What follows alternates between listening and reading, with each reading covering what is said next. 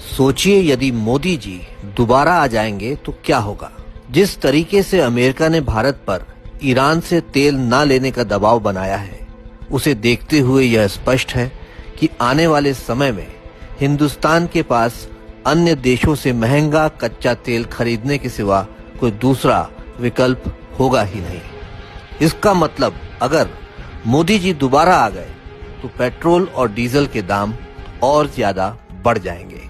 आपको याद होगा कि करीब 1 साल पहले FRDI नामक एक बिल मोदी सरकार द्वारा लाया गया था, जिसके तहत बैंकों के घाटे की भरपाई जमाकर्ता की पूंजी से की जा सकती थी।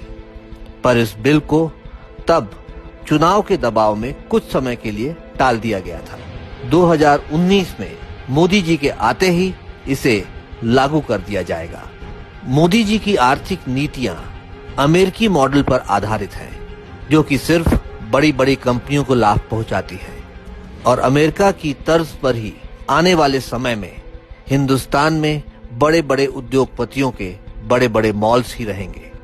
छोटी मोटी किराने की दुकानें सब बंद हो जाएंगी, और यदि मोदी जी फिर से आ गए तो छोटे दुकानदारों को मजबूर होकर उन बड़े बड़े उद्योगपतियों के बड़े बड़े मॉल में नौकरी करनी पड़ेगी।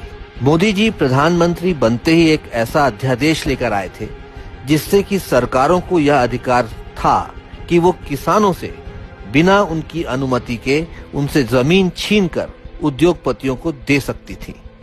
मगर कांग्रेस ने इसे अपनी संख्या बल के आधार पर इस बिल को राज्यसभा में पारित होने नहीं दिया।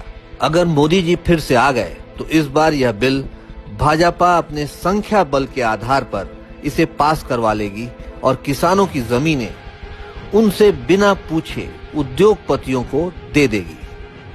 जैसा कि हमने देखा, मोदी सरकार ने हमारे आधार कार्ड का दुरुपयोग कर हमारे व्यक्तिगत जीवन में निगरानी करने का प्रयास किया था, और सुप्रीम कोर्ट के निर्देश के बाद मोदी सरकार को इसे वापस लेना पड़ा। अगर मोदी जी वापस आ गए तो एक बार फिर हम सबके व्यक्तिगत जीवन में मोदी सरकार आधार कार्ड के जरिए निगरानी करेगी। यहाँ तक कि हमारी माँ, बहन और बेटियां क्या पहनती हैं, क्या खाती हैं, कहाँ जाती हैं, इन सब पर मोदी सरकार की नजर होगी।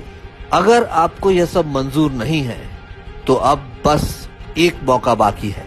भारतीय जनता पार्टी के खिलाफ वोट दीजिए और अपनी स्वतंत्रता, अपना सम्मान और अपनी माँ, बहन और बेटियां होने वाली निगरानी से उन्हें बचाइए। जय हिंद।